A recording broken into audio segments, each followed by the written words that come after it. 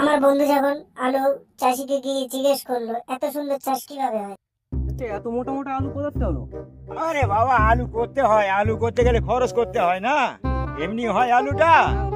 প্রথমে তো জমিটা তৈরি করতে হবে, চুন দিতে হবে ভালো করে, তারপরে একটু খোল দিতে হবে, এত মোটা মোটা আলু? ডিএসপি দিতে হবে, সুপার সুপার দিতে হবে, 10 দিতে হবে, 14 দিতে হবে, তারপর তো আলুটা হবে। এমনি কি আর হবে আলুটা? হ্যাঁ, বিঘা প্রতি আলু নিতে গেলে পয়সা খরচ করতে হয়।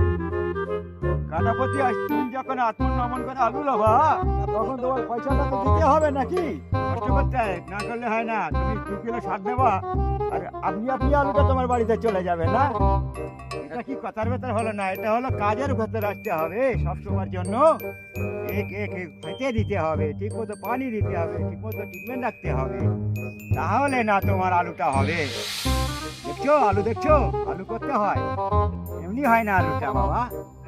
দেখছি এত মোটা মোটা আলু আমি কোনদিন দেখি। দেখছো যেখান সেখান ঝুড়ি ভর্তি হয়ে যাচ্ছে। সেটাই দেখছি, খরচ করো তাহলে না হবে।